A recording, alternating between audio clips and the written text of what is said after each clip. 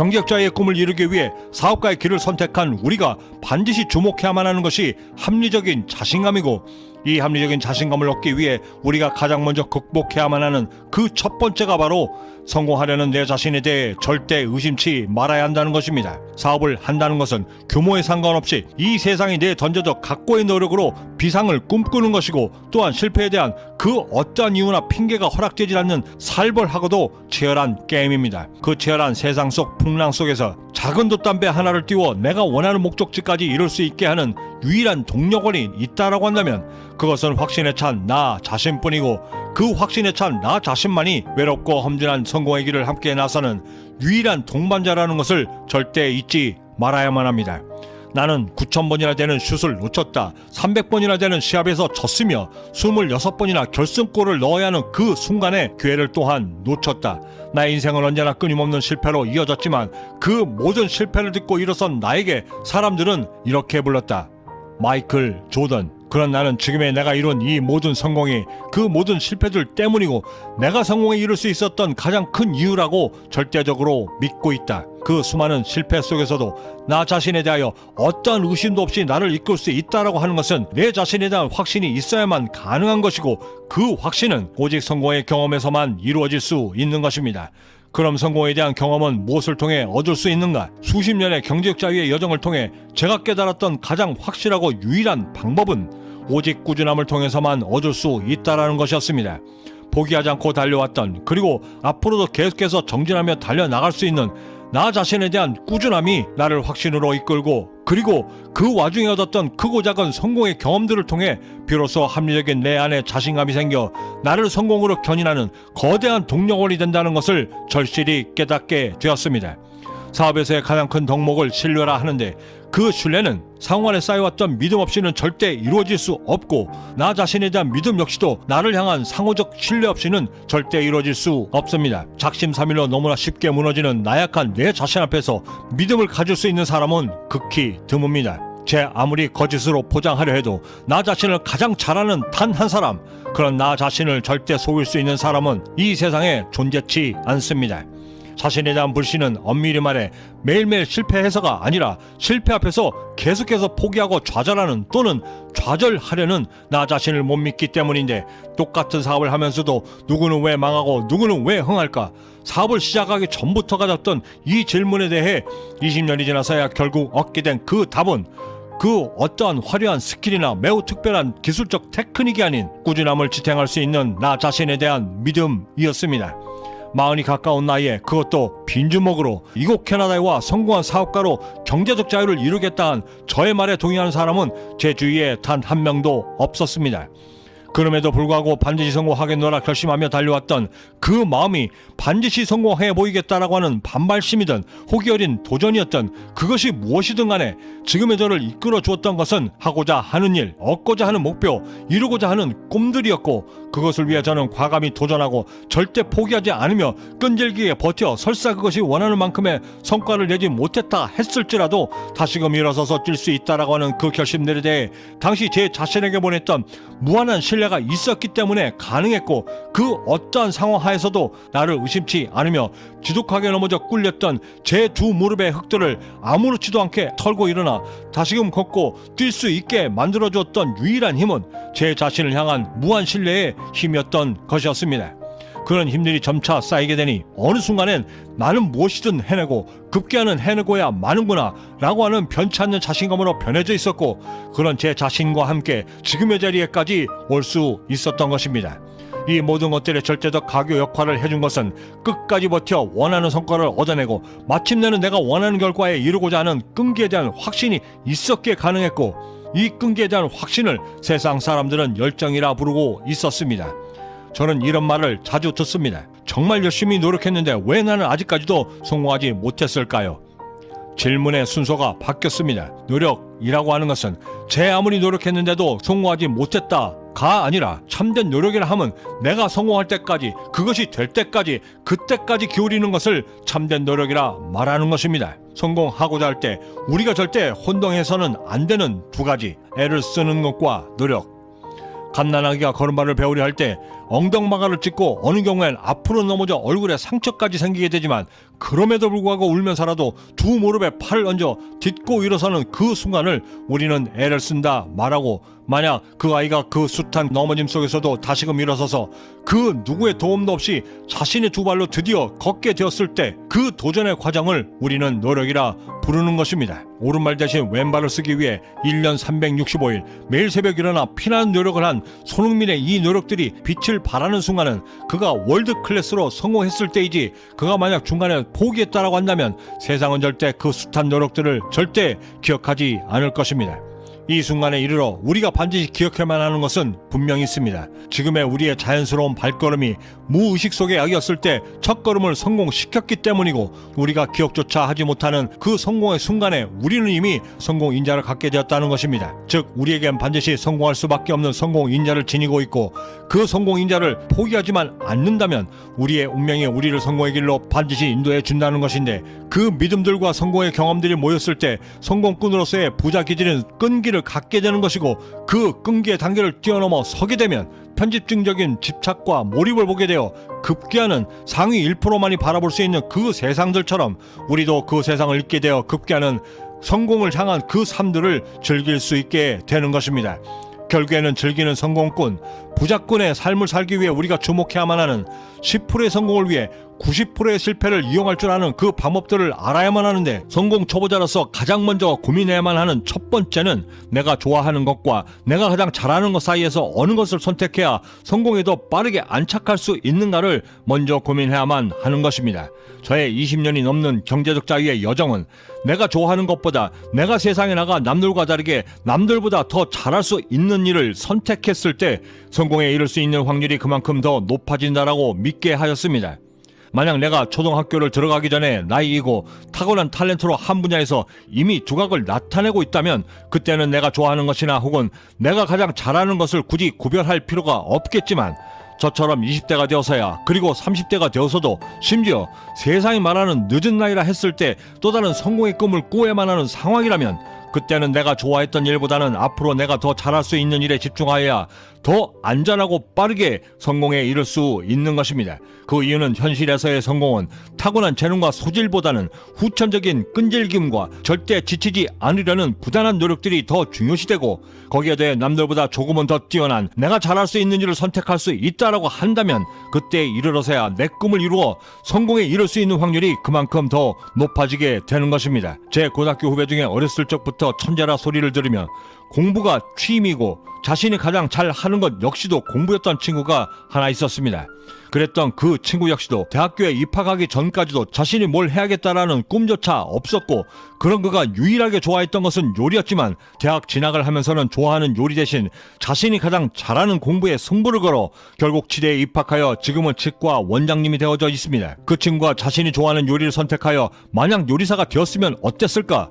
물론 그 친구는 요리사가 되었어도 분명 성공했을 것입니다. 하지만 결국에는 그는 자신이 좋아하는 일보다는 내가 남들보다 더 잘하고 더 두각을 나타낼 수 있는 공부에서 경쟁하고 승부하여 보다 빠른 시간 내에 그리고 안정적으로 자신이 꿈꿔왔던 삶에 안착할 수 있었던 것은 절대 부인할 수 없는 것입니다. 결국 자이든 타이든 그는 자신이 가장 잘하는 일을 선택하여 자신의 꿈을 이루어 내었던 것입니다. 헌데 우리가 꿈과 내 미래를 고민하며 항상 드는 고민, 이 일은 나의 적성에 맞는 일인가? 이 고민을 해오는 후배들에게 저는 항상 이렇게 말해주고 있습니다. 너는 지금 두 가지의 경우에 해당되고, 그중 하나는 꿈을 아직 정하지 못했거나 아니면 내가 가장 잘하는 일을 아직 찾지 못했거나, 저는 적성이라는 말처럼 참으로 추상적인 말은 없다라고 여기고 있습니다.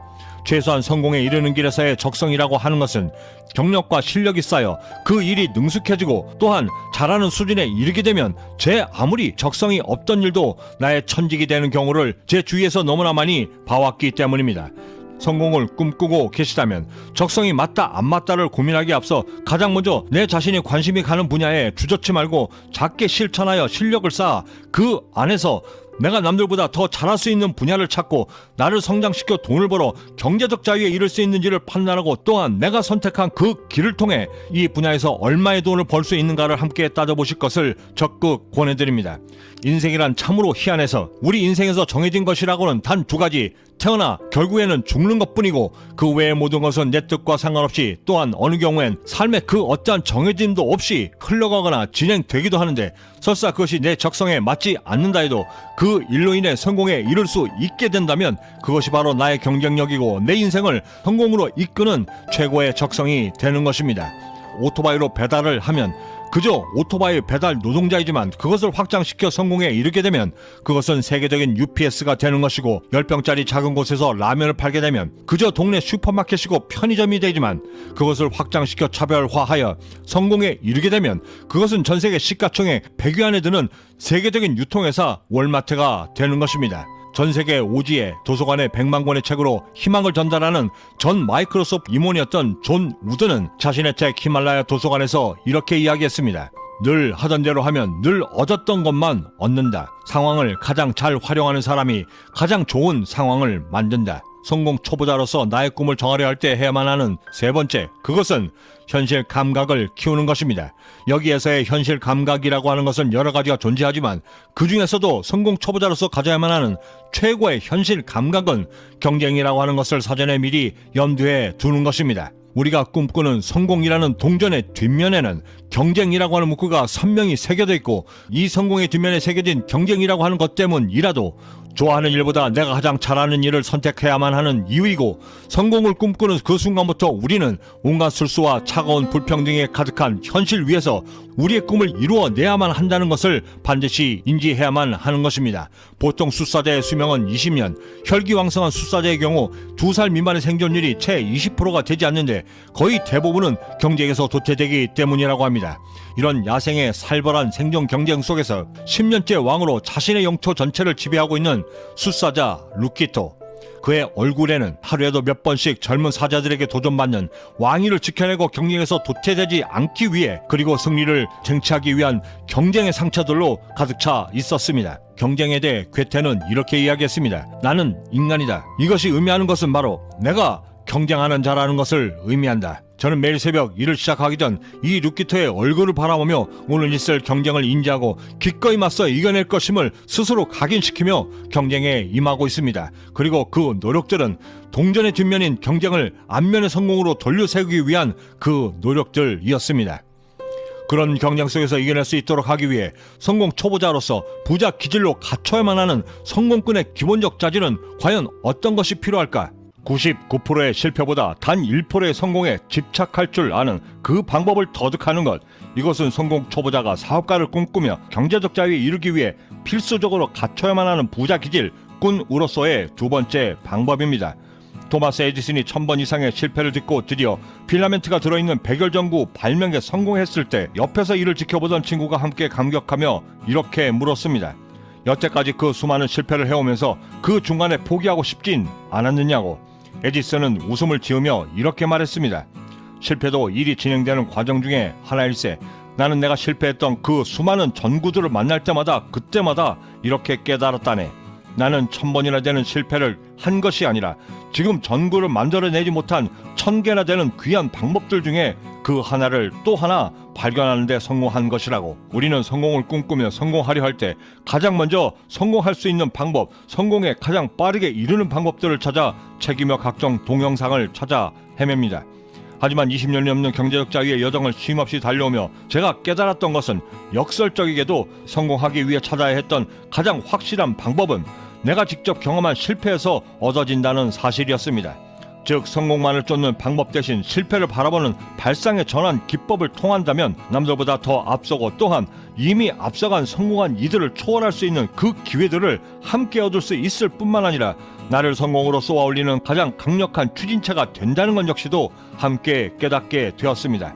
그리고 이것이 바로 오늘 여러분과 제가 함께 깨닫고 고민해야만 하는 성공에 이르는 또 다른 비법이며 비기이기도 합니다. 가진 것 하나 없는 우리가 성공에 가장 빠르고 안전하게 시간과 노력 누수 없이 목표한 그곳에 이룰 수 있는 유일한 방법이 이것이라고 한다면 우리는 반드시 이를 익히고 또한 반드시 체득해야만 하는 것입니다. 이 방법에 이르기 위해 필수적으로 갖춰야만 하는 법칙 하나, 세상에 내어지는 그 수많은 성과들의 결과를 내기 위한 80%가 소수인 단 20%의 원인에 의존한다 말하는 파레토의 법칙, 지금은 기억조차 희미한 그 책에서는 또한 이렇게 말해주고 있었습니다. 확신에 찬 단 한 명의 확고한 믿음이 그저 흥미만을 가진 99명을 감히 능히 능가한다. 이 말이 우리에게 전해주는 강력한 메시지 하나는 확신에 찬 단 1%의 확고한 성공 믿음이 그저 깨닫지 못하고 흘려보내는 그 안타까운 99번의 실패들을 감히 능히 능가할 수 있다라는 것입니다. 이 기준으로 볼 때 우리가 주목해야만 하는 것은 한 분야의 정상에 이른 이들의 화려함 뒤에 있는 그 고통스러운 과정들이 어떻게 그들을 최고의 정상에 이르게 하였는가에 대해 우리가 더 주목해야만 하는 것이고, 그것을 통해 우리의 성장도 함께 꾀할 수 있도록 만들어야만 하는 것입니다. 성공에 이르는 길이라 함은, 경제적 자유에 이르는 길이라 함은, 그리고 내 꿈에 드디어 다다를 수 있게 하는 그 유일한 방법이 거듭되는 실패 속에서 설사 그것이 99번의 실패라 했을지라도 단 한 번의 성공이 발견될 수 있도록 최선의 노력을 기울이는 그 과정이 반드시 있어야만 하고, 더욱더 중요한 것은 그렇게 찾아낸 귀한 성공 하나를 다시 2번 그리고 또다시 3번으로 만들어 그 과정을 통해 내가 더욱더 성장하여 그렇게 됨으로써 나만의 성공 확률을 높여 결국에는 경제자의 꿈을 이루는데 나만의 성공 비법으로 찾아낼 수 있다는 것이었습니다. 특히나 사업가를 꿈꾼다면 비록 그것이 단 한 번의 성공이라 할지라도 그것을 향해 도전해야만 하는 것을 사업가가 반드시 갖춰야만 할 최고의 덕목으로 선택해야만 하는 이유인데, 그 이유는 사업을 시작하면 수도 없이 그리고 미처 준비하지도 대비하지도 못했음에도 밀어 닥치는 그 수많은 실패들과 어쩔 수 없이 마주해야만 하고, 심지어 어떤 때는 그 고통과 고난이 드라마에서나 볼 법한 절대절명의 위기와도 버금가 좌불 안석에 끓는 물 위에 앉아있는 듯한 착각까지 들게 하고, 수없이 많은 밤을 뜬 눈으로 보내고 새벽에 출근할 때면 어깨를 짓누르는 그 상황들 때문에 그저 모든 것을 포기하고 주저앉아 버리고 싶어질 때가 수도 없이 많지만, 그럼에도 이 모든 과정을 즐길 수 있는 방법을 스스로 찾아내야만 한다고 할 때 나를 견디게 하고 다시금 힘껏 일어나 내달려 한층 더 성장할 수 있다라고 하는 확신, 나의 꿈에 한 걸음 더 다가설 수 있다라고 하는 희망, 이 2가지가 그 고통의 순간들을 이겨낸 내가 얻을 수 있는 나만의 최고의 전리품이 되는 것입니다. 이 세상에 그 누구도 고통의 과정을 즐길 수 있는 사람은 절대 없습니다. 하지만 그 고통의 과정 속에서도 즐길 수 있는 그 방법을 우리는 분명히 찾을 수 있습니다. 이를 위해 우리가 반드시 해야만 하는 것이 있다라고 한다면, 그것은 단 한 번의 성공을 찾아내고 2번의 성공을 기대하며 3번의 성공까지 발전시켜 결국에는 100번의 성공을 모두 채워 얻는 희열과, 그렇게 함으로써 나의 삶이 점차 완성되어져 스스로 내가 성장해 나가고 있다라고 하는 성취감이 바로 그것일 것입니다. 제가 캐나다에 와 도전해왔던 그 수많은 도전들 중에서도 가장 으뜸은 단연코 영어였습니다. 캐나다에서 사업가로 성공하기 위해서는 선택이 아닌 필수가 되어버린 영어. 그 영어는 지금껏 살아오며 좀처럼 느낄 수 없었던 저의 한계를 느끼기에 충분했고 가장 조바심이 났던 도전이기도 했습니다. 영어가 능통치 않아 당해야만 했던 그 불편함과 무시, 그리고 특히 내가 영어를 읽지 못해 알아듣지 못해 당해야만 했던 그 바보같은 금전적 손해들을 깨닫게 될 때면 그 좌절감은 그 어떤 말로도 설명이 불가능할 만큼 극에 달했습니다. 특히나 제가 처음 캐나다 현지 직원을 채용하고 자신의 말을 알아듣지 못하는 동양인 사장인 나를 향해 뒤돌아서며 비웃었던 그 직원의 미세한 몸짓과 비웃음은 저로 하여금 다시 이를 악물도록 하기에 충분했습니다. 저는 이를 계기로 반드시 원어민에 준하는 영어를 하리라 그 절박한 꿈을 다시 꾸기 시작했고, 잠자는 시간까지 쪼개어 하루 3시간, 주말에는 5시간 이상을 시간 투자를 했음에도 하루 30개 이상의 단어와 문장을 외우기가 무척이나 버거웠습니다. 그 어려웠던 고비를 넘어 이제는 최소한 현지인을 만나 그리고 영어 뉴스를 들으며 특히나 사업과 관련된 각종 공문서들을 스스럼 없이 읽어내고, 또한 영어로 된 글들을 찾아 그 답들을 찾아내어 답을 하고 해결해 나갈 수 있는 수준에까지 이르게 된 것은 그동안의 수많았던 실패 속에서도 단 한 번의 성공 비법을 찾아내어 이를 계속 발전시켜 5년이 지난 지금에는 A4지 한 면을 40개 내지 45개의 단어와 문장들을 채워 부담스럽지 않게 외우고, 또한 공부할 수 있는 그 능력까지 발전시켜 채울 수 있게 되었고, 매일 600개에서 630개에 이르는 단어와 20개 이상의 문장을 단 1시간에 외울 수 있는 단계까지 이르게 되었습니다. 그 고통스러웠던 수많았던 실패 속에서도 나를 견디게 해줄 수 있었던 것은 1000번의 실패로 좌절하는 대신 1000번이나 되는 내가 영어로 습득하지 못했던 그 방법들을 찾아내고 그 방법들을 통해 내가 가장 잘할 수 있는 그리고 나에게 가장 적합한 영어 습득 방법을 찾을 수 있었기에 그 모든 것들이 가능했던 것입니다. 이렇게 완성해낸 저의 영어가 저를 경제적자에 이를 수 있도록 가장 강력한 무기가 되어주었고 성공에 이르는데 가장 거대한 근간을 이루어주었음은 두말할 나위가 없었습니다. 이때 이 경험은 성공의 길에도 그대로 전이가 되어 무엇을 시도하기도 전에 두려워하고 주저했던 제 자신을 바꾸어 그 두껍고 딱딱한 실패 껍데기를 깨고 나면 그 안엔 세상 그 어느 것과도 비교할 수 없는 달콤한 성공의 과실들이 숨겨져 있음을 깨달을 수 있게 되었습니다. 어느 순간부터는 끼니 때가 되어 밥을 먹듯 내 스스로 인지하지도 못하는 사이 내가 호흡을 하고 있듯 실패를 받아들이는 것이 지극히 당연한 것처럼 느껴지고 오히려 어떤 때는 성공을 위해서는 내가 먼저 실패들을 찾아가 그것들을 경험하고 그 안에서 얻은 깨달음들을 통해 보다 나아지는 나의 성장을 꾀하고 너무나 힘하여 쫓는 것조차 조바심이 났던 제 자신까지도 통제하며 내가 지금 선택한 나의 결정이 세상에 말하는 그 어떤 결정들보다도 가장 또렷하고 명쾌한 나만의 확신에 찬 결정임을 내 스스로 자인할 수 있는 지경에까지 이를 수 있게 되었습니다. 그런 확신들로 가득 찬 결정이 만들어낸 하루를 살아내는 저의 삶이 비록 순간의 실패에 빠졌다 한들 결코 후회치 않을 수 있었던 이유 역시도 그 실패 과정 속에서조차도 나는 분명 배울 수 있다라고 하는 확신이 있었기에 가능했고 그때가 되어서야 비로소 저의 성공의 삶을 그 과정들을 즐길 수 있게 되었습니다. 헤어 디자이너라는 영역을 최초로 개척한 비달사스는 이렇게 이야기했습니다. 성공이 노력보다 먼저 나타나는 유일한 곳은 사전일 뿐이다. 현실에서의 성공은 노력을 먼저 하고 실패를 통해 성장하지 않고서는 절대 이룰 수 없는 최고의 경지다. 단 하나의 성공을 얻기 위해 수많은 실패가 필요하다는 것을 깨달은 이 지점에 이르러 우리가 반드시 인지해야만 하는 중요한 또 다른 것 하나, 그것은 실패도 똑똑하게 해야 하고 절대 무모하게 해서는 안 된다는 것입니다. 현실은 지극히 냉혹하고 냉정하며 우리가 실패를 거듭할 수 있는 시간은 유한하며 우리의 나이 역시 지금 이 순간도 계속해서 늙어가고 있다는 것이 그 이유인데 하여 우리가 실패함에 있어서도 지극히 현명하고 똑똑하게 실패할 필요가 있고 내가 계획하고 내가 실수할 수 있는 범위 내에서의 실수여야 하면 실패를 계획하고 디자인할 수 있도록 만들어야만 우리가 그 실패 속에서 배우고 나의 성장을 꾀할 수 있도록 방법들을 찾을 수 있기 때문이기도 합니다. 그럼 어떻게 해야 똑똑한 실패를 하고 그 안에서 나는 또한 어떻게 성장을 꾀할 것인가? 실수를 해본 적이 없는 사람은 새로운 일을 시도조차 해보지 못한 사람이다. 인류 역사상 가장 위대한 이론 물리학자이고 브라운 운동과 광전 효과를 증명하며 양자 역학을 발전시켜 상대성 이론을 창시한 천재라는 말로도 설명이 불가능한 아인슈타인이 한 말입니다. 보통 사람인 우리가 똑똑한 실수를 함에 있어 가장 중요한 것은 분명 우리가 가고자 하는 삶의 뚜렷한 목표를 정확히 정하는 것일 것입니다. 하지만 똑똑한 실수가 반드시 이미 정한 목표들의 그 길에서만 존재하는 것은 절대 아닙니다. 내가 뭘 하고 싶고 뭘 못하고 뭘 잘하는지, 무엇을 할 수 있고 내가 가장 좋아하는 것이 무엇인지, 그리고 가장 중요한 내 가슴을 나도 모르게 뛰게 만드는 그 일이 무엇인지 찾아내는 그 과정에서도 똑똑한 실수는 반드시 필요합니다. 꿈을 쫓기 위한 실수든 꿈을 찾기 위한 실수든 그것이 무엇이든 간에 실수를 똑똑하게 함으로써 나의 삶을 변화시킬 수 있겠다라고 하는 그 자신감을 얻어 그 자신감을 원동력 삼아 나를 비롯한 나의 가족 구성원 모두가 행복해질 수 있다라고 하는 확신에 이르게 될 때까지 우리는 그것만으로도 충분히 실수를 똑똑하게 해야만 한다는 그 이유에 감히 도달할 수 있을 것입니다.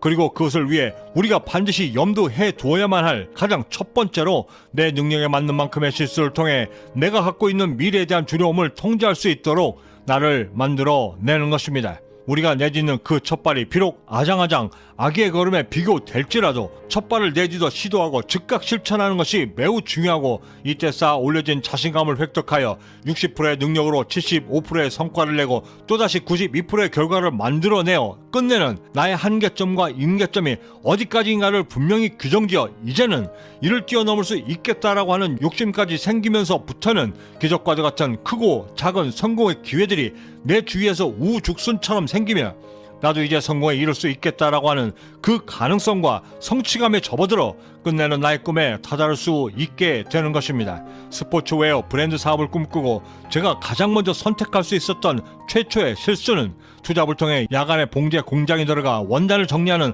아르바이트부터 시작했고, 그 이후 조금씩 경력이 쌓여 여러 가지 일들을 해보며 내가 할 수 있는 거의 모든 실수들을 해보고 노력하니 어느덧 의류 제조업에 대한 전체적인 그림들을 머릿속에 그릴 수 있게 되었습니다. 스포츠웨어 브랜드 사업을 하기 위해서는 제조보다 기획과 브랜딩 작업이 더 절실하다는 것을 판단하여 디자인과 머천다이저 전 과정을 당시 고 앙드레김이 다니셨던 한 의류 복장 학원에 1년 코스를 주 야간으로 다니며 6개월로 조기 졸업하여 그렇게 배웠던 경험들을 실전에 적용시킬 수 있도록 실수의 기회들을 찾아 당시 상장을 앞두고 승승장구하던 한 중소기업에 무턱대고 이력서를 들고 입사하여 매우 늦은 나이였음에도 상품 기획실 주임으로 입사한 후 3년 내에 관련된 실무를 모두 익히겠다 목표를 세워 의류 유통, 디자인 컨셉 잡기, 마케팅, 생산관리, 원가 관리, 그리고 거래처 발굴 방법 등의 그 전반적인 실수들을 끊임없이 시도하여 최초 계획했던 3년을 2년을 더 초과하여 퇴사하면서는 꿈에도 그리던 스포츠웨어 브랜드 사업을 하기 위하여 대기업들에게서 주문자 생산 방식, 즉 OEM으로 의류 주문을 받아 제조 납품을 하면서 4년을 더 보내고, 동시에 스포츠웨어 브랜드 런칭을 준비하며 벤처 기업에까지 성장시킬 수 있었습니다. 이 과정에서 제가 얻었던 가장 중대한 인생 사건 하나는 살면서 단 한 번도 눈치채지 못했던 저의 그 수많았던 가능성과 잠재력들을 발굴하게 되었다는 것이고, 이윽고 발견된 그 수많았던 가능성들과 잠재력들을 어떻게 어떤 방법으로 성장시켜 제 경제적 자유의 꿈을 이루는 데 기여할 수 있도록 만들어낼 것인가에 대한 방법까지도 터득할 수 있었고, 나의 삶에 정작 중요한 것은 무엇이고 그것을 위해 시간을 어떻게 효율적으로 관리해야 하며 또한 어떤 방법으로 일에 집중하여 더 많은 일을 더 정확하게 할 수 있을까의 고민에 이르러 찾아낸 일의 성과를 더욱더 혁신적으로 만들어낼 수 있는 방법들까지도 스스로 체득할 수 있게 되었습니다. 그러면서 내가 아는 만큼 세상이 보이기 시작한다는 말을 체험적으로 실감하며 세상을 볼 수 있는 제 눈의 수준이 높아짐에 따라 비례적으로 세상을 읽어내며 나만의 독창적이고도 창의적인 성공 자질들을 함께 배양하며 성공의 한 걸음 더 가까워질 수 있게 되었습니다. 스킵 프리처드가 쓴 실수의 책에서는 이런 말이 나옵니다. 우리가 인생에서 성공하기 위해서 무엇을 해야 하는가 보다 더 중요한 것은 무엇을 하지 말아야 하는가이다. 어느 누구나 살면서 실수를 하지 않을 수 없다. 그래서 성공하려면 실수를 두려워하지 말라고 조언하는 것이다. 이는 실수를 거쳐야 비로소 성공할 수 있다라고 하는 격려이지만, 그렇다고 모든 실수가 다 용납되어야 한다는 것은 절대 아니다. 말하자면 실수에도 그 격이 분명 존재한다. 성공의 법칙에서 반복되는 실수란 절대 없다. 사소한 실수가 눈덩이처럼 커져서 거대한 쓰나미가 되어 자신의 인생을 집어삼킬 수도 있다라고 하는 것을 당신이 알고 있다라고 한다면, 그렇다 성공하려면 이 쓰나미를 미리 알아채고 피해야만 하는 것이다. 이는 소위 반복되는 실수를 미연에 방지한다는 말과도 같기 때문이다. 우리가 똑똑한 실수를 기획하고 실천하면서 절대 혼동치 말아야 하는 것이 두 가지가 있습니다. 그것은 주저함과 무모함. 성공하기 위해 필수적으로 그리고 필연적으로 하게 되는 실수를 시작하며 어떻게 똑똑한 실수를 할까, 어떻게 어떤 실수부터 시작해야 하는 걸까 라고 고민하게 되는 것은 지극히 당연한데, 이때 우리가 빠질 수 있는 함정은 바로 주저한다는 것입니다.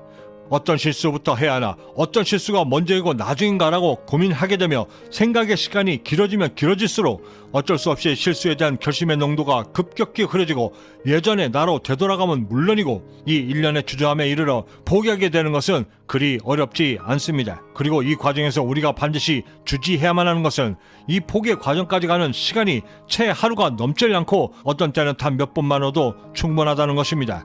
이를 해결할 수 있는 제가 찾아낸 최고의 방법은 생각도 계획도 무조건 달리면서 해야 한다는 것이고, 그것이 어떤 실수이든 실수를 결심하는 그 순간부터 나의 마음이 주저함이 없도록 마음의 틈을 절대 허락치 말아야 하며, 설사 고민이 있다 하더라도 더 빠르고 안전한 성공을 위해 이 모든 과정을 나의 습관으로 만들어 나의 또 다른 부자 기질로 만들 수 있도록 해야만 한다는 것이었습니다. 그리고 똑똑한 실수를 하면서 우리가 절대 빠지지 말아야 할 두 번째는 무모함의 경계를 절대 넘지 않도록 특별히 주의해야만 한다는 것입니다. 내 능력에 맞는 실수를 거듭할수록 자신의 능력을 과신하여 이때 얻었던 의욕이 넘쳐 무모함의 경계까지 너무나 쉽게 넘어서게 되는데, 그토록 어렵고 힘들게 쌓아왔던 그 수많았던 시간들과 노력들을 이 무모함의 경계를 넘어서는 그 순간부터 한순간에 수포로 날려버리기도 하기 때문입니다. 실수를 똑똑하게 한다는 것은 나 자신을 다스릴 수 있는 지혜를 함께 배워나가는 겸손의 시간임도 우리가 절대 잊지 말아야만 합니다. 나를 성장시키는 똑똑한 실수를 하기 위해서 우리가 염두해 두어야 할 두 번째 방법은 나의 실수가 아닌 다른 사람의 실수로도 충분히 배울 수 있도록 나의 눈과 마음을 충분히 여는 것입니다. 150조 원의 재산을 잃은 워렌 버핏은 이렇게 이야기했습니다. 가능하면 다른 사람들의 실수를 통해 나의 실수를 예방하는 것이 가장 좋은 방법이다. 우리의 삶이 유한하기에 내가 직접적으로 체험하며 실수를 통해 성장을 꾀할 수 있는 기회는 극히 제한적입니다. 이때의 단점을 보완할 수 있는 최적의 방법은 바로 다른 사람들의 실수를 통해 배우는 것이고, 이에 최고의 방법은 책과 타인의 실수로 나의 성장을 꾀할 수 있도록 만드는 것입니다. 아마존의 베스트셀러 별난 사람처럼 생각하라의 길이 그저 걷기 위한 것이라 생각했다면 당신은 지금 중대한 착각을 하고 있다. 길이 주는 진정한 뜻은 한 걸음씩 나아가기 위해 더 절실하다. 이왕 들어선 길에서 어떻게 해서든 버텨라. 이때 내가 버티는 것이 나의 일이라 생각하고 원하는 것이 나에게 주어질 때까지 어떻게 해서든 버텨야만 한다. 걷는 중간에 체력을 다해 지치게 되면 체력을 다시 보강하여 다시 뛰기를 거듭하라. 일단 체력이 떨어지기 시작하면 인내심도 곧 그 바닥을 드러내고 급기야는 내가 왜 그 길에 들어섰는가라고 하는 생각조차 잊어버리게 만든다. 내가 지금 보이는가? 저 아득한 길 끝에서 당신을 향해 손을 흔들며 웃고 있는 내가, 그 개척의 끝에 환하게 웃고 있는 나는 바로 당신이다. 실수는 당신이 매우 중대한 잘못을 저질렀다 하더라도 당신에게 또 다른 기회를 반드시 주지만, 실패는 당신을 나락으로 추락시켜 추락한 채로 있게 만든다. 헐리우드 초창기 미국의 연인이라 불리웠던 당대 최고의 스타 메리 픽포드가 한 말입니다. 20대에 제가 실수를 두려워했던 이유는 실패하지 않을까라고 하는 두려움 때문이었고, 그것은 충분히 감당할 수 있는 실수부터 시작하여 나를 실패에 대비할 수 있도록 미리 준비시켜야 한다는 것이었습니다. 저는 이를 실수를 하기 위한 웜업 혹은 실수를 하기 위한 준비 운동이라 칭하는데, 이는 마치 격렬한 운동을 시작하기 전에 체온을 충분히 상승시켜 부상을 예방하고, 또한 운동 중에 운동 수행 능력을 보다 향상시킬 수 있도록 하는 것과도 매우 흡사한 의미를 갖습니다. 노하우, 즉 어떤 일을 장시간 해오는 동안 축적되어지고 쌓여진 자연스럽게 터득되는 방법들과 나만의 요령, 내 능력에 맞는 실수를 통해 얻게 되는 나만의 도전을 향한 방법들과 그 요령들이 이 노하우의 의미와 충분히 부합된다고 할 때 우리는 긍정적인 동의를 할 수 있을 것입니다. 단 한 번도 들어가 본 적이 없었던 동굴에 칠흑같은 어둠까지 겹쳐 그곳을 통과해야 한다고 했을 때, 만약 내가 그 전에 그 동굴을 단 한 번이라도 다녀왔던 실수의 경험이 있었다라고 한다면 그 공포와 두려움은 급격히 낮아지게 되는 것이고, 올림픽 선수촌에 들어가 수많은 실수를 통해 관련 근육을 단련시키고, 또한 실수에 대한 두려움을 통제하며 거듭되는 실패로 승리에 대한 압박감을 극복하고, 또한 자신감을 얻을 수 있다라고 한다면 결국 금메달을 목에 거는 선수는 4년 동안 얼마나 많은 고통의 실수를 경험했고 견뎌낼 수 있었는가에 따라 그 결과의 명암이 극명히 달라지게 되는 것입니다. 우리가 인생이라고 하는 올림픽에서 성공이라는 금메달을 목에 걸기 위해서 역시도 남들보다 더 많은 실수를 충분히 능히 그리고 감히 감행하고, 보다 질 좋은 실수들을 통해 강한 내성과 성공에 대한 여러 근육들을 얼마나 단련해왔고 또한 견뎌내 왔는가에 따라 우리가 얻게 될 성공의 결과 역시도 극명히 달라질 것입니다. 하여 성공 초보자로서 내가 충분히 감당할 수 있는 실수부터 한다는 의미는 내 삶을 변화시켜 성공에 이르게 하는데 매우 중대한 의미를 부여받게 되는 것인데, 이때 바로 우리가 준비해야 할 두 번째, 그것은 내 자신에 대해 철저히 그리고 면밀히 알아내는 것부터 시작해야만 하는 것입니다. 개인적으로 성공의 과정 동안 내 자신에게 주지시켰던 그 수많았던 말들 중에서도 종교적 신념처럼 여기고 실천해왔던 그 말은 소크라테스의 내 자신을 알라 라는 말이었습니다. 이 말은 내가 성공할 자질이 있는가, 내가 과연 성공에 이를 수 있는가에 대한 스스로의 자문적 의문을 제기하는 것이 절대 아닙니다. 내 자신을 알라라는 이 말은 똑똑한 실수를 하기 위한 나의 능력, 환경, 그리고 그 모든 것을 정밀하게 인지하고 판단하여 나를 이끌 수 있도록 나를 매우 객관적인 잣대로 그리고 매우 엄격하게 평가해낼 줄 아는 그 능력에 관한 것입니다. 만약 100kg의 바벨을 머리 위로 들어 올려야 한다고 할 때 금메달리스트 역도 선수가 이를 주저치 않을 수 있는 이유는 그동안의 충분하고 계획된 실수를 통해 자기 자신에 대한 모든 정보를 충분히 인지하고 있기 때문에 가능한 것이고, 만약 동일한 체중임에도 이제 막 운동을 시작하는 이가 똑같은 100kg의 바벨을 들어 올려야 한다고 했을 때 주저할 수밖에 없는 그 이유는 그동안의 실수에 대한 정보가 전무하여 자신이 들 수 있을지 없을지조차 가늠이 안 되기 때문입니다. 하여 내 능력에 맞는 실수를 똑똑하게 하기 위해서는 가장 먼저 내 자신에 대한 능력은 물론이고 나를 둘러싼 모든 환경적 요소들을 충분히 인지하고 있는 것이 그만큼 중요하고, 내 자신을 충분히 판단할 상태에서 하는 실수가 나에게 줄 수 있는 효과적인 면에서도 극적으로 달라지게 되는 것입니다. 그럼 나는 실수를 얼마만큼 통제해야 하고 어느 정도의 수준까지 실수를 허용할 수 있는가? 내 능력의 한계를 알아낼 수 있는 유일한 방법은 오직 하나, 그것은 시도해 보지 않고서는 절대 알 수 없다 였습니다. 앤 보르는 이에 대해 이렇게 이야기했습니다. 전문가란 특정 분야, 자기 주제에 대해 저지를 수 있는 모든 잘못을 이미 저지른 사람이다. 그리고 똑똑한 실수를 하기 위해 내 주변 환경을 판단하는 것은 내가 갖고 있는 금전적 환경, 그리고 관련 지식에 대한 경험치, 심지어 결혼 여부의 환경까지도 면밀히 살피는 것부터 시작이 됩니다. 동일한 실수에 대해서도 도전한다 할 때 내가 싱글일 때 하는 것과 내가 가장일 때 하는 것과는 분명 달라질 것이고, 성공하기 위해 내가 무엇을 포기하고 무엇에 집중할 것인가에 따라서도 똑똑한 실수를 하는데 지대한 영향을 미치는 것입니다. 또한 내가 무엇을 하고 싶고 어디까지 불을 쌓아야 할 것인가에 따라서도 내가 시도할 수 있는 실수의 범위와 적용 방식, 그리고 그 크기 또한 분명히 달라지게 되는 것입니다. 돌이킬 수 없는 실수를 관리하고 성공에 이르도록 하기 위해 똑똑한 실수를 해야 한다 할 때 내 자신을 지극히 객관적으로 바라볼 수 있는 능력은 성공 초보자로서 갖춰야 할 매우 중대한 의미를 갖습니다. 이제 우리는 실수와 실패를 충분히 구분할 줄 알고 실패하지 않기 위해 실패를 거듭해야 하며 내 자신을 알기 위한 노력들이 얼마나 중요한지를 충분히 알게 되었습니다. 성공으로 향해 가는 길은 무척이나 미로 게임과 닮아 있다. 처음에는 무엇인지도 모른 채 미로에 들어서지만 차츰 그 미로에 익숙해지면 찾을 수 있는 방법들이 점차 보이기 시작하고, 또한 어느 때는 왔던 길을 또다시 되돌아 나와 너무나 당혹스럽고 짜증스럽지만 그러면서도 나는 포기하지 않는 한 작은 죄가 하나 둘씩 생겨 가만히 그 자리에 서서 주위를 둘러보고 왔던 길을 혼동치 않기 위해 나만의 작은 표시를 하기 시작한다. 그렇게 하고 나니 이제는 두 번 실수를 저지르지 않고 새로운 길로 접어들 수 있게 되었다. 그 새로운 길로 첫 발을 떼며 왠지 모르게 흥분까지 하게 된다. 내일의 그 새로운 길이 어디를 향해 뻗어 나를 인도할지, 설사 그 길을 또다시 뒤돌아 나온다 할지라도. 아리스토텔레스는 인간은 끊임없이 어떤 방식으로든 행동함으로써 특정한 자질을 습득하게 된다. 올바른 행동이 올바른 사람을 부르고 절도 있는 행동이 절도 있는 사람을 만들며 용감한 행동이 용감한 인생을 만들듯 삶의 모든 순간에 타인의 실수를 통해 내가 배우고자 노력한다면 내 주위에는 수도 없이 많은 배움의 방법들이 들려오기 시작합니다.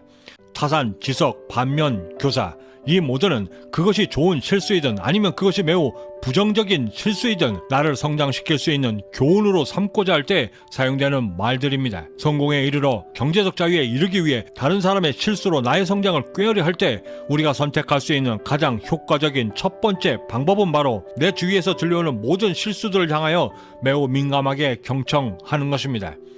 매일매일 접하는 신문에서부터 사건 사고를 다루는 TV 프로그램에까지, 그 중에서도 특히 성공하고자 할 때 자수성가한 사람들의 그 역경들을 묘사한 프로그램들은 우리에게 매우 유익하고 거대한 영감을 주기에 절대 부족치 않습니다. 그들이 그들만의 성공에 이르기 위해 그 수많았던 실수와 역경들을 어떻게 견뎌 지금의 자리에 이르게 된 것인지, 그 역사적인 순간들을 마치 투시경으로 장벽을 뚫고 투시하듯 배움의 눈으로 바라보게 된다면 분명 그곳에는 나에게 닥칠지도 모를 예견된 실수들을 그 안에서 볼 수 있을 뿐만 아니라 또한 충분히 대비할 수 있는 방법 또한 얻게 되는 것입니다. 특히나 자수성가한 사람들의 성공 스토리에 제가 주목하는 이유는 그저 실패를 예방하고자 하는 차원을 넘어 실패했을 때의 마음가짐, 그 실수로부터 무엇을 배워 어떻게 어떤 방법으로 나를 성장시켜 성공의 실전에 적용해 왔는가에 대해 더 주목하기 때문인데, 이때 성공 초보자로서 효과적인 배움을 위해 우리가 절대 놓지 말아야 할 주의사항은 어느 분야나 초급, 중급, 고급 그리고 심화 과정의 각 단계별 수준이 존재하고 이에 따른 배움의 과정 또한 존재하는데 성공하기 위해 다른 사람의 실수로부터 배움을 얻고자 하는 그 과정에서도 분명한 각 수준별 과정이 있고 또한 배움의 수준이 또한 존재한다는 것을 우리가 절대 잊지 말아야만 하는 것입니다. 이제 막 성공을 꿈꾸기 시작하고 나의 목표를 정한 그때 일론 머스크나 워렌 버핏, 빌 게이츠의 실수담을 통해 나의 성장을 꾀하려 한다면 그 막대한 거리감과 괴리감을 메우려는 그 노력들은 지극히 허무하고 비현실적인 것이 되기 때문입니다. 물론 우리가 워렌 버핏처럼 혹은 빌 게이츠처럼 될 거다라고 하며 인생의 목적지로 그들을 선택하는 것은 지극히 자연스러운 선택이다 할지라도 실수를 통한 나의 성장을 꾀하려는 실질적인 그 방법에 있어서는 거리감을 무시한 선택은 그리 효과적인 방법은 절대 아닐 것입니다. 더욱이 현실 감각을 키워 나의 수준에 맞는 배움을 청하려 할 때는 더더욱 그렇습니다. 어느 분야에서나 지나친 과용과 자기 수준을 망각한 무모한 도전에 대한 결과는 참담한 결과를 낳고 돌이킬 수 없는 사고를 불러일으킨다고 했을 때 성공의 길에서도 별반 다르지 않을 것입니다. 골프에 입문하며 들었던 말들 중에 골프를 처음 배울 때 내 체형과 가장 비슷한 프로에게서 배워라 라는 충고를 들은 적이 있었습니다.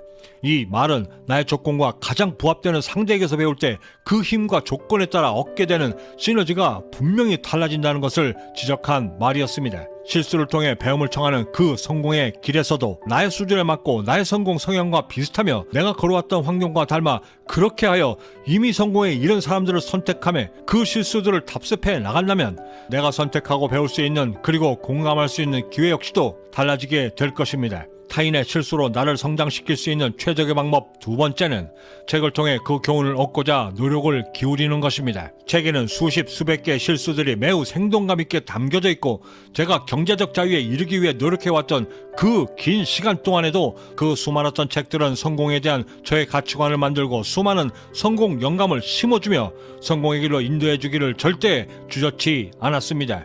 책이 주는 그 막강한 영향력을 직접적으로 실감하게 되니 왜 성공한 사람들이 그토록 책 읽기에 매달리고 몰입하며 진심이었는가가 이해되기 시작했고 이에 따라 더더욱더 많은 실수들을 책에서 얻기 위해 노심초사하기를 절대 주저치 않게 되었습니다.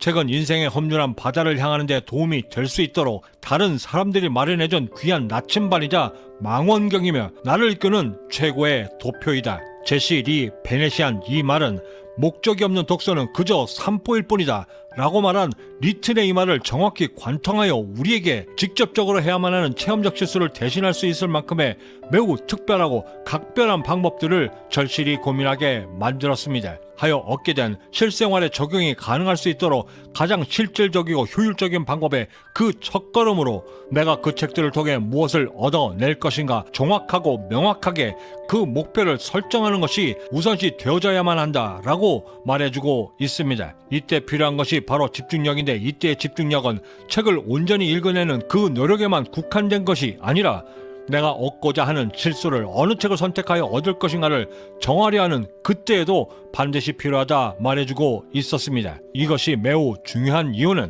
목표를 명확하게 선택하지 않고 책을 선택했을 때 내 의지에 상관없이 흥미 위주로 책을 선택하게 되고 출판사의 마케팅에 나의 눈이 가려지거나 혹은 지나친 의욕 때문에 읽지 않아도 되는 책들을 선택하게 되는 오류를 범할 수 있기 때문입니다. 물론 첫 술에 배가 불러지지 않듯 이 선택의 과정에서 처음부터 책을 합리적으로 선택할 수 있는 세련된 방법들을 단번에 얻을 수는 없겠지만 그럼에도 불구하고 책을 선택할 때의 집중력을 절대 놓지 말아야 하는 이유는 책을 선택하려는 그 최초의 노력의 집중력의 깊이에 따라 내가 앞으로 쌓을 수 있는 책을 선택할 수 있는 그 경험치의 결과가 매우 달라질 수 있기 때문입니다. 그 선택의 깊이를 위해 책을 구매하기 전에 도서관에서 관련된 책들을 먼저 훑어보거나 알고리즘이 추천하는 또 다른 책들을 체크하는 것도 나의 경험치를 높이는 데 도움이 되지만 그 방법이 무엇이든 가장 중요한 것은 어떤 책에서 어떤 실수를 어떻게 배워 나갈 것인가에 대한 밑그림을 미리 그려야만 하는 것이고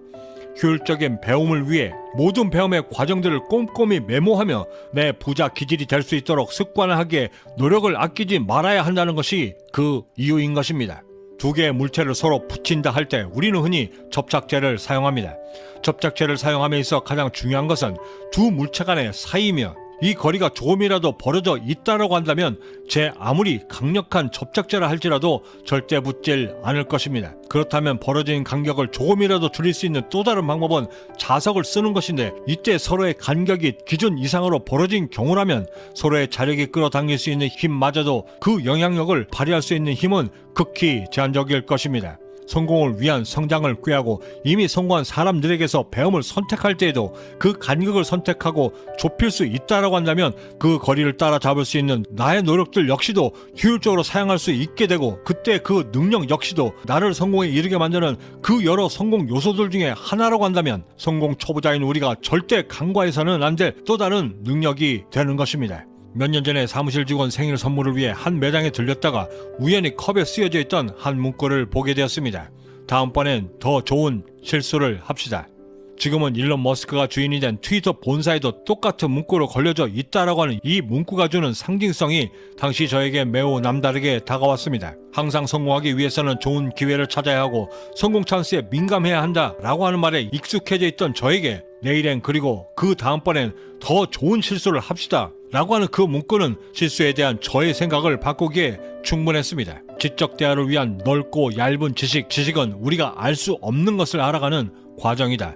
우리가 지식을 갈망하는 것은 인간이 지닌 선천적인 갈망 때문인데, 새로운 지식을 얻는 것만큼 매혹적인 일은 이 세상에 절대 없다. 말하는 것을 지식의 영역이라 한다면 듣는 것은 지혜의 특권이다. 많이 배움을 뽐내는 것은 지식이요, 더 이상 모른다 하여 겸손해지는 것은 지혜이다. 정보나 지식의 완성은 머리로 이해하는 것이 아니라 바로 행동에 옮겨 실천했을 때 비로소 성공의 중요한 요소인 지식이 되고 나를 이끄는 창조력을 만든다.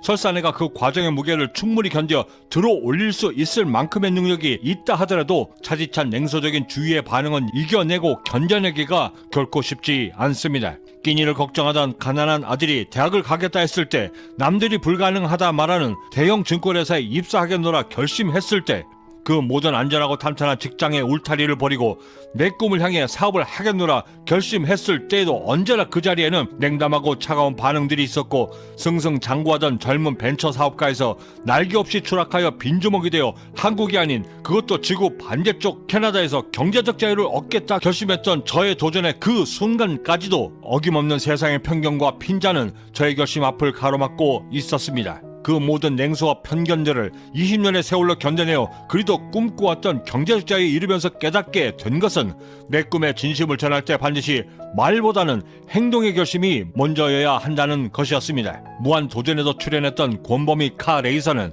꿈이 뭔지도 모른 채 고등학교를 졸업하자마자 청원, 경찰, 바리스타, 보험회사, 텔레마케터, 그리고 아이돌 연습생에 이르기까지 총 4년 동안 10개의 직업들을 전전했고 11번째 직업인 카 레이서를 만나고 나서야 비로소 자신이 무엇을 원하는지를 찾게 되었다 말했습니다. 그렇게 어렵게 찾아낸 자신의 꿈이었지만 그 꿈을 이뤄내는 과정에서의 현실은 절대 녹록지 못했습니다. 사구밍에서까지 대출을 받아 생활비를 해결해야 했고, 어렵게 들어간 카레이서 집에서 쫓겨나지 않기 위해 사고로 갈비뼈 2개가 부러져 그 주위의 근육들을 파고드는 그 고통 속에 있었음에도 하루에 몇 통씩이나 되는 진통제를 먹어가며 고통을 견뎌내야 했고, 경기 도중에 공중으로 2바퀴 반이나 솟구쳐 올라 목뼈에 심각한 부상을 입고 하반신 불구가 될 수 있어 절대 앞으로는 카레이싱을 하지 말아야 한다라고 말하는 담당 의사를 끈질기게 설득시켜 자신의 엉덩뼈를 떼어내어 거기에 6개의 철심을 박아 자신의 목뼈에 넣어 지탱시키고 살인적인 재활 훈련까지 함께 견디며 1년 이상 걸린다는 복귀를 4개월씩이나 앞당겨 복귀전을 치르며 화려하게 재개하였습니다. 그때 그녀는 자신의 꿈에 대한 진심을 전하며 매 순간 말이 아닌 행동으로 꿈에 대한 진심을 전했고, 그녀 스스로 증명해왔던 그 수많았던 진심 어린 노력들에 대해 팀 스폰서 대기업은 전폭적인 지지로 당시의 대형 수술비 모두와 향후 지원까지 아낌없이 보내며 그녀가 화려하게 재기할 수 있도록 물신양면으로 도왔고, 그 이후 각종 매체는 그녀를 다시 주목하기 시작했습니다. 달콤한 인생을 위한 긍정의 레시피를 쓴 존 메이슨은 이렇게 말했습니다. 스스로를 평가할 때 반드시 엄격한 성실함의 잣대로 자기 자신을 평가해야 하고, 인생의 성공이라는 간판을 붙이기 위해서는 끈질김이라는 못과 인내심이라는 망치가 절대적으로 필요하다는 것을 인정할 줄 알아야만 한다. 맨 처음 나의 꿈을 주위의 행동이 아닌 말로써 표현하게 되면 돌아오는 차가운 반응이 지극히 당연하다는 것을 깨닫기까지 그리 오랜 시간이 필요치 않았습니다. 그 주된 이유가 내 주위는 이제껏 단 한 번도 내가 기울였던 노력의 흔적들을 한 번도 본 적이 없었고, 나를 평가하며 온전히 내가 걸어왔던 과거의 그 흔적들로만 나를 평가하고 있었다는 것인데, 만약 내가 기울이는 노력의 진심들이 그들의 편견과 차가운 반응들을 무색할 만큼의 노력으로 행동된다면 그때에 이르러서야 설사 내가 말로써 나의 또 다른 꿈을 선포한다 할지라도 앞으로 내가 기울일 나의 노력들에 대해 함께 응원으로 동참해 주는 것입니다. 하지만 그 사실을 충분히 인정하고 있음에도 냉소적인 반응들에 대한 섭섭함, 분노, 그리고 왜 나를 인정해주지 못할까라고 하는 감정들의 부스러기는 어쩔 수 없는데, 이때의 감정들이 극히 소모적이고 내 꿈을 이루는데 아무런 도움이 되질 않는다라고 하는 사실을 알게 되면서부터는 나를 가장 잘 알고 나를 충분히 인정해줄 수 있는, 그리고 설사 내가 실수를 해도 나에게 기꺼이 손을 내밀어줄 수 있는 그런 나 자신에게 먼저 신뢰를 쌓는 것이 더 효율적이다라는 것을 알게 되었습니다. 하며 깨닫게 된 것은 설익은 풋내가 진동하는 내 꿈을 먼저 보여주어 주위의 무관심에 내에 던져져 그들의 발끝에 나 뒹굴게 하느니, 나의 꿈이 이거 내 주위의 사람들이 스스로 고개를 들어 나의 붉게 익은 꿈들을 쳐다볼 수 있도록 만드는 것이 나의 성공을 이루는 데에도 더 큰 이익이 된다는 것을 경험적으로 확신할 수 있게 되었습니다. 사무엘 존슨은 하루 3시간의 걸음으로 7년의 세월을 채우면 지구 한 바퀴는 거뜬히 돌 수 있다 라고 말했습니다. 나의 설익은 성공을 향한 첫 걸음을 힘겹게 내딛어 하루 3시간의 걸음을 7년까지 옮겨 견디게 되면 내가 기울여왔던 노력들과 정성의 무게가 결국 견디지 못하고 지구 한 바퀴만큼을 돌아 나를 성공에 이르게 하고 그동안의 냉대와 핀잔에까지 이르러 내 진심에까지 함께 동참할 수 있도록 만들어 준다는 것이었습니다. 당신이 무언가를 하기로 결정하기만 하면 온 우주가 그것을 이루어지도록 도와준다. 랄프 waldo 에머슨이 한 말입니다. 두 번째로 똑똑한 실수를 하며 나를 주저하게 만드는 것은 미래에 대한 불안감. 내가 드리고 있는 지금의 이 노력들이 맞는 것인가? 내가 정말 잘하고 있는 것인가? 중간에 내 꿈이 바뀌면 어떻게 하지? 내 꿈이라 생각하며 시작한 지금의 이 일이 나와 맞지 않는데 어떻게 해야 하나? 지극히 자연스러운 이 질문 앞에 저의 20년의 경제학 자유의 여정은 이리 답변해 주었습니다. 꿈은 언제든지 바뀔 것이고 그 고통의 과정 또한 겪게 될 것이지만, 분명한 것은 이 과정 없이 내 평생의 꿈을 절대 찾을 수 없고, 더욱이는 그럼에도 실수에 대한 시행착오를 절대 멈추지 말아야만 하는데, 그 이유는 내가 이루고자 하는 꿈을 완성시키기 위해서는 오직 그 실수의 과정 속에 있을 때라야 가능하다 말해주고 있었습니다.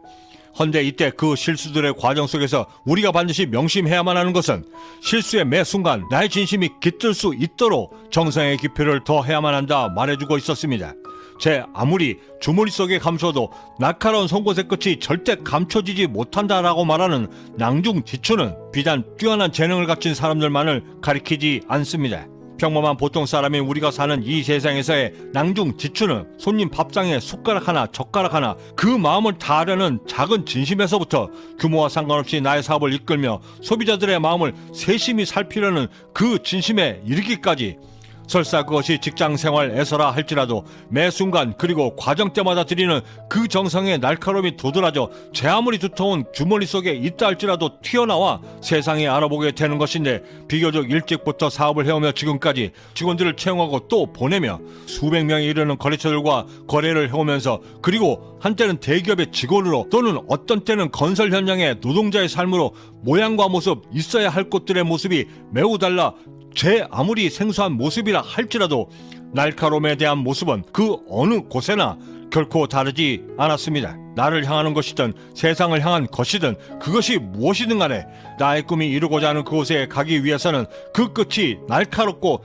예리하지 않고서는 절대 정상에 오를 수 없다라는 진실과 마주할 수 있었습니다. 세상의 변화를 이끌었다 칭송받는 20세기 최고의 인류학자 마가렛 미드는 자신의 자서전에서 이렇게 말했습니다.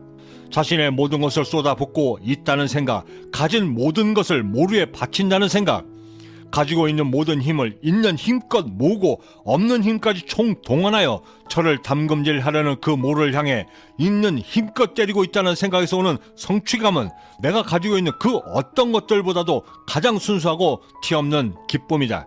이렇게 이루어진 의미 있는 성공은 내 스스로가 성취하고 쟁취해낼 내가 이룬 가장 의미 있는 성공이고, 그때에 이르러서야 피나는 노력의 가치가 오직 나의 피나는 노력을 통해서만 가능하다는 것을 알게 되었다.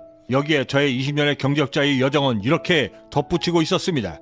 다른 이에게 증명받고자 하는 노력보다 더 강력한 것은 바로 나를 먼저 감동시키는 것이다. 매일매일 한 걸음씩 어제보다 나은 오늘을 만들며 보다 성장해 나가는 저희를 함께 기대해 봅니다. 내일 나는 이렇게 내일을 맞으련다. 모든 것을 실패에게 주고 비방은 원수에게, 사랑은 돌아오지 못하는 날들에게, 나의 잔에는 천년의 어제보다 명일의 하루를 넘치게 하라. 내일은 언제나 내게는 축복의 날.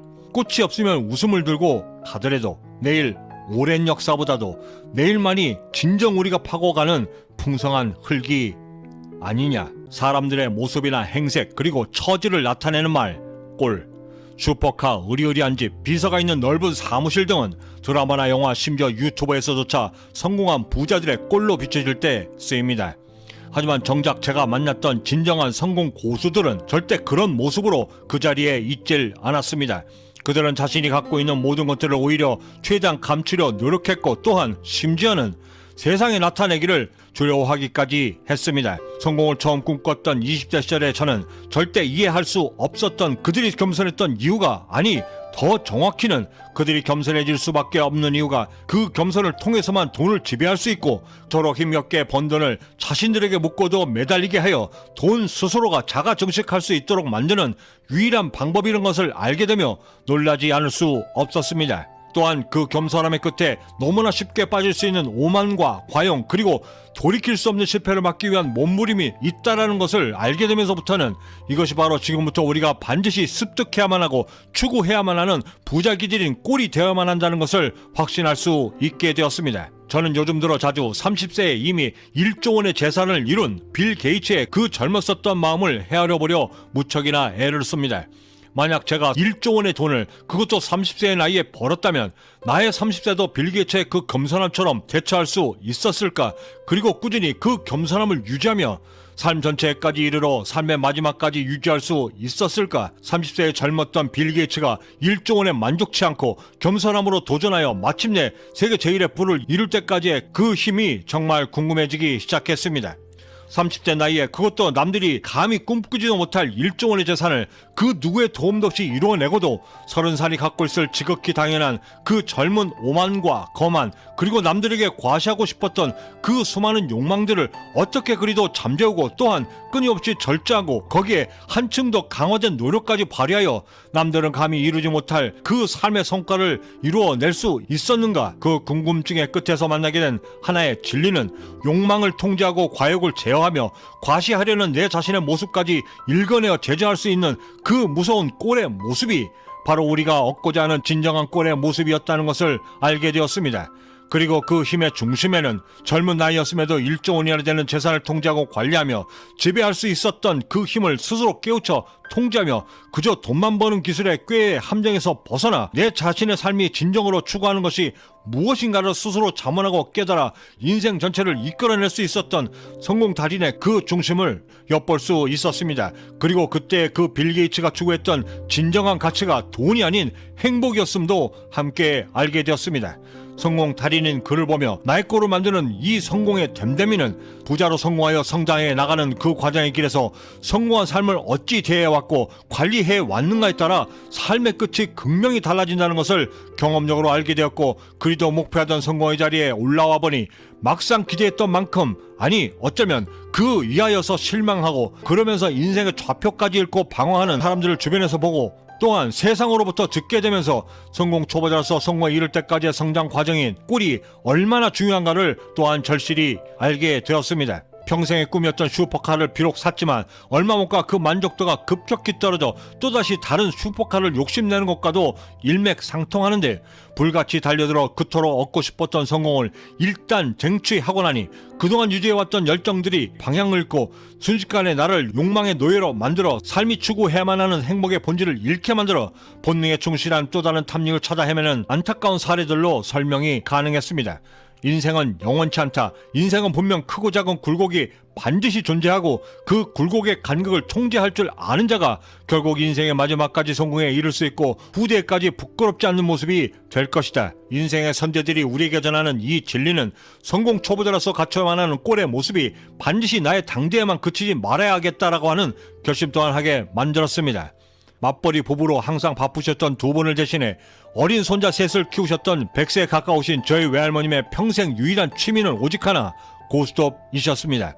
그리고 그 고스톱을 외손자인 저희 삼남매와 함께 치시는 것을 최고의 낙으로 삼으셨는데 창밖으로 거대한 보름달이 한껏 쏟아져 들어왔던 그 추석의 깊은 밤에도 저희 삼남매는 외할머님과의 고스톱에 열중하고 있었습니다. 너무나 잘 나가던 것이 내심 죄송스러워 할머님께 우승을 드리고자 계속해서 고를 외쳤고 결국 저는 할머님께 독박을 당하며 장렬하게 전사하였습니다.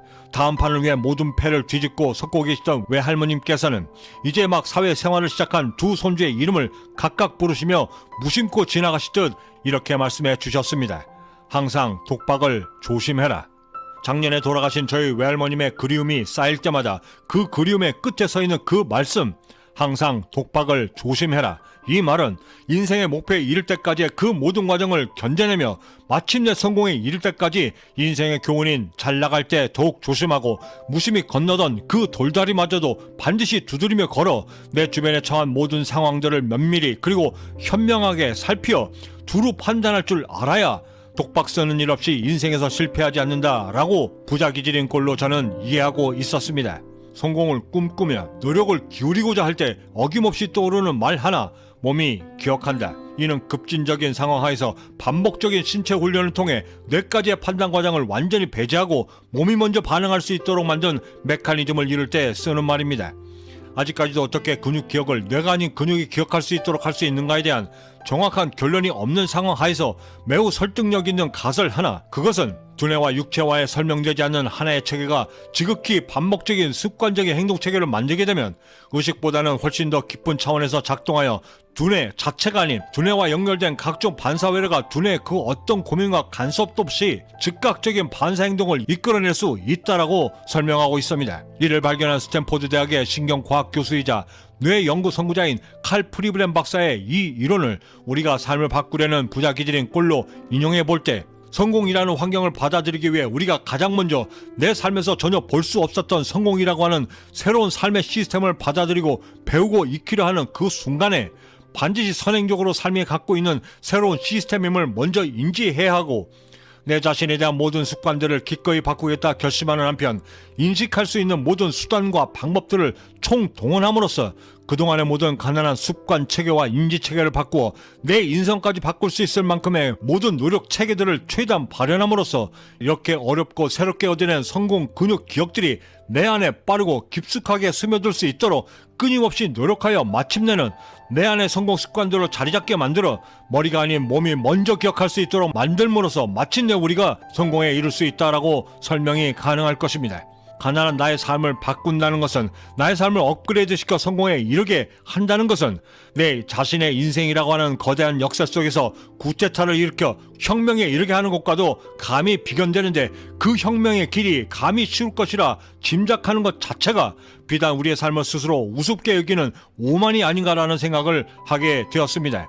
이때들은 부자기질인 꼴을 만드는 가장 확고한 생각 하나, 내 삶을 바꾸는 거대한 역동적 물결을 만드는 나의 마음이 과연 어떤 모습이어야 하고 과연 어떤 각오로 임해야 가난했던 이전의 삶을 바꿀 수 있는가에 대한 생각에 이르게 되는데, 이때를 혁명적으로 혁신하여 내 삶을 업그레이드 시킬 수 있는 그 모든 노력들이 우리가 추구해야만 하는 부자기질인 꼴의 그 중심이 되어야 한다는 것을 경험적으로 확신할 수 있었습니다. 그리고 20년의 경제적 자유의 경험으로 이 순간 또 한 가지 깨닫게 된 중요한 사실 하나는, 성공하고자 하는 꼴을 만들기 위한 그 모든 노력의 여정에서 설사 내가 그 어떤 고난과 역경의 중심에 있다 하더라도 부자 기질인 꼴을 만들기 위한 노력의 순간들을 절대 멈추거나 정체되지 않도록 만들어야만 하는데, 이때 그 모습마저도 내가 갖춰야만 하는 부자 기질인 꼴의 또 다른 모습이라는 것을 함께 알게 되었습니다. 이 지점에 이르러 강하게 드는 질문 하나, 그럼 도대체 나는 어떻게 해야 남들과 다른 꼴을 만들어 성공에 안전하게 이룰 수 있는가? 내일부터 우리는 이 질문의 답을 찾기 위한 또 다른 여정을 함께 시작할 것입니다. 구독과 좋아요, 알림 설정은 나의 골을 완성하기 위한 구체적인 방법들을 찾을 수 있는 그 기회들을 놓치지 않고 받아볼 수 있게 하고 부야 기질인 골을 통해 차원이 다른 하루를 만들어 성공에 이를 수 있게 하는 동기부여를 줄 것이라 감히 자신합니다. 마지막으로 우리의 골을 만들며 강한 인상을 주었던 드라마 비밀의 숲에 나왔던 한 대사를 소개해드리며 마칠까 합니다. 저는 이만 여기서 먼저 인사드려야 할 것 같습니다. 그 어디에 계시든 성공에 한 걸음 더 다가서시는 하루가 되시길 진심으로 바라고 저는 내일 아침에도 따뜻한 커피 한 잔과 성공 영감을 들고 다시 찾아뵙겠습니다. 지금까지 경제적 자유민이었습니다. 감사합니다. 삶의 진리를 쫓아 매진하는 것, 도리를 향해 나아가는 것, 이는 모두 끝이 없는 과정이다. 멈추는 순간 실패가 된다. 변화를 향해 나아간다는 것은 나의 발이 바늘이 되어 보이지 않는 실을 달고 쉼없이 걷는 것과도 같다. 한 줌의 희망이 수백의 절망보다 낫다는 믿음 아래 멈추지 않는 마음으로 다시